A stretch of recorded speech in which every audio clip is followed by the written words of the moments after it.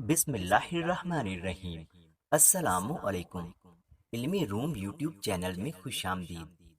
ایک دن مجھے شدید نزلہ زکام تھا، اس لیے ناشتے کے بعد امی نے مجھے چائے کے ساتھ میڈیسن دی تاکہ میں سکون سے سو جاؤں۔ ابھی میں سونے کی تیاری کر ہی رہا تھا کہ اچانک میرے موبائل فون کی گھنٹی بجی۔ میں نے کال اٹھائی تو میری خوشی کی انتہا نہ رہی، کیونکہ میری پہلی اور آخری محبت نے مجھے پہلی بار کال کی تھی، اور شام کو ملنے کا سن کر میں آپے سے باہر ہونے لگا۔ بخار، زکام اور جسم کی تھکاوٹ چند ہی لمحوں میں ختم ہو گئی۔ امی مجھے دیکھ کر رہ گئی۔ بیٹا، دوائی نے بڑی جلدی اپنا اثر دکھایا۔ کیا بتاؤں امی آپ کو؟ میں نے دل ہی دل میں سوچا۔ جی امی، آپ ٹھیک کہہ رہی ہیں۔ خوشی کی لہریں میرے چہرے پر رقص کر رہی تھیں۔ اچھے اچھے کپڑے نکالنے کے بعد میں آئینے کے سامنے کھڑا ہو گیا۔ بار بار چیک کرنے پر آخر ایک سوٹ پسند کر ہی لیا۔ اب جوتے پہن کر چند لمحوں میں تیار ہو گیا تھا، جبکہ 5 بجنے میں ابھی 2 گھنٹے باقی تھے۔ وقت میرے لیے جیسے رک گیا ہو، گھڑی کی سوئیاں سست پڑ گئی ہوں۔ ایسا محسوس ہو رہا تھا یہ میری زندگی کی سب سے حسین شام تھی، جس کی میں نے برسوں پہلے خواہش کی تھی۔ وہ گھڑی آ ہی گئی تھی۔ میں مقررہ وقت پر ہوٹل پہنچا۔ وہاں آمنہ پہلے سے موجود تھی۔ مجھے یہ لگا کہ وہ مجھ سے زیادہ ملنے کو بےتاب تھی، تبھی تو مجھ سے پہلے ہوٹل پہنچ گئی تھی۔ کیسی ہو؟ میں نے اس کے مسکراتے چہرے پر نظریں جما کر پوچھا۔ میں ٹھیک ہوں، اور تم سے بہت ضروری بات کرنے یہاں بلایا ہے۔ یہ کہتے ہوئے اس کے چہرے پر میں نے غیر معمولی سنجیدگی محسوس کی۔ سنو کاشف، میں امی کے ساتھ لندن جا رہی ہوں۔ ابو نے ہمارے ویزے بھیج دیے ہیں۔ تم یہ بات نہیں جانتے کہ میری اگلے ماہ شادی ہے، اور اب میں مستقل لندن میں ہی رہوں گی، کیونکہ میرا ہونے والا شوہر وہی رہتا ہے۔ اتنا کہہ کر وہ چپ ہو گئی۔ آمنہ کے یہ الفاظ سنتے ہی سارا جہاں مجھے گھومتا ہوا محسوس ہونے لگا۔ بڑی مشکل سے خود پر قابو پا کر میں پھر سے اس کی گفتگو سننے لگا۔ میں تمہارے جذبات اور احساس کی قدر کرتی ہوں۔ میں اس بات سے آشنا ہوں تم میرے مخلص دوست ہو، اور واقعی مجھ سے سچی محبت کرتے ہو اور اپنانا چاہتے ہو۔ یہ باتیں سن کر میں جذباتی ہو گیا۔ آمنہ، کس قدر میں تمہیں چاہتا ہوں، اور تمہیں پانے کے لیے کتنی منتیں مانگی تھیں۔ میں تو یہ سوچ کر تم سے ملنے آیا تھا کہ میری مرادوں سے مانگی ہوئی دعا پوری ہو گئی ہے، اور تم مجھ سے ملنے آئی ہو۔ میں نہیں جانتا تھا یہ تمہارا ملنا مجھے ہمیشہ کے لیے دور کر دے گا۔ کاش میں اتنے خواب دیکھ کر تم سے ملنے نہ آتا۔ کاش تم مجھے نہ بلاتی۔ میں تمہاری یادوں کے سہارے تم سے ملنے کی خواہش میں اپنی زندگی کے باقی دن گزار دیتا۔ کبھی تو میری دعائیں رنگ لائیں گی، اور کبھی تو تمہیں رب سے مانگ کر پا لوں گا۔ اتنا عرصہ مجھ سے دور رہی، آج بھی ملنے نہ آئی تو میری زندگی اسی طرح تمہارا انتظار کرتے کرتے بیت جاتی۔ ایک ہی سانس میں بولے جا رہے ہو، مجھے تم سے کچھ اور بھی کہنا ہے۔ آمنہ، مجھے اب کچھ نہیں سننا۔ یہ کہتے ہوئے میں اٹھ کھڑا ہوا۔ آمنہ نے اپنے نرم اور نازک ہاتھوں سے پکڑ کر مجھے بٹھایا تو مجبوراً بیٹھ گیا۔ جتنا تم مجھے چاہتے ہو، اتنا ہی میں عامر کو پسند کرتی ہوں۔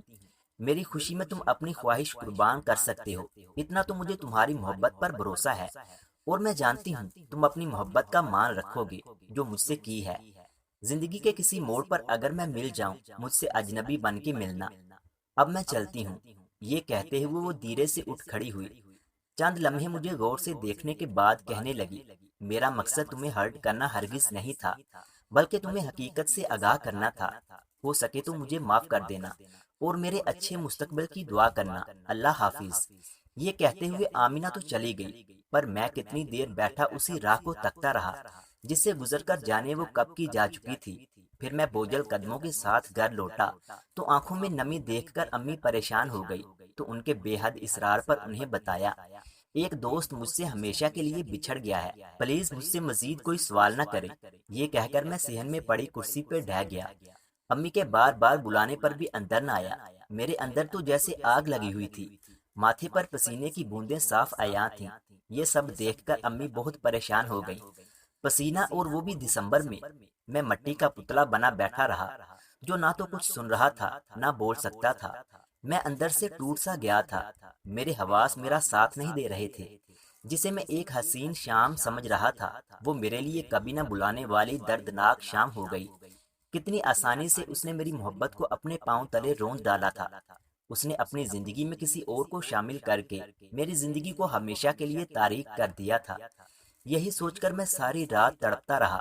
ہوش مجھے اس وقت آیا جب میری آنکھ ہسپتال کے کمرے میں کھلی۔ اس کی جدائی نے مجھے اس قدر نڈال کر دیا تھا کہ صدمے سے میں بے ہوش ہو گیا۔ جب مجھے ہوش آیا تو میں اپنے حواس میں کب تھا؟ میں اس کے چہرے کو ہر چہرے میں تلاش کر رہا تھا۔ میرے دل و دماغ پر اسی کی حکمرانی تھی۔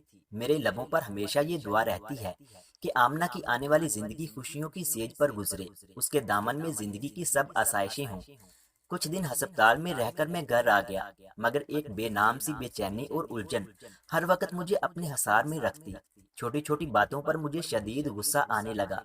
پڑھائی بھی ادھوری چھوڑ دی، لوگوں سے ملنے جلنے سے کترانے لگا۔ تنہائی مجھے سکون دیتی ہے، کیونکہ تنہائی میں آمنہ کو یاد کرتا ہوں۔ وہ آخری ملاقات میرے حواسوں پر سوار رہتی ہے، اس کو دیکھنا، اس کا میرا ہاتھ تھامنا۔ میں سب بھول گیا، بس یاد ہے تو وہ آخری شام۔ پھر مجھ پر دورہ پڑ جاتا ہے، میں اپنے بال نوچنے لگتا ہوں کہ کیوں اس دن اس سے ملنے گیا، کاش میں نہ جاتا، کاش وہ مجھے بلاتی ہی نہ۔ بس پھر میں دھاڑے مار مار کر رونے لگتا ہوں۔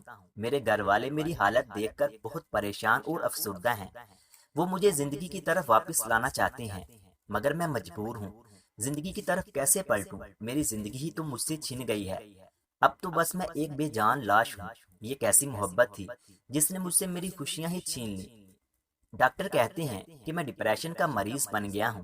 وہ کیا جانے، میں تو مریض محبت ہوں، اور اس مرض کا پوری دنیا میں کوئی علاج نہیں ہے۔ مزید اس طرح کی اچھی اچھی ویڈیوز دیکھنے کے لیے ہمارے یوٹیوب چینل علمی روم کو سبسکرائب لازمی کریں۔ ملتے ہیں اگلی ویڈیو میں، تب تک کے لیے اللہ حافظ۔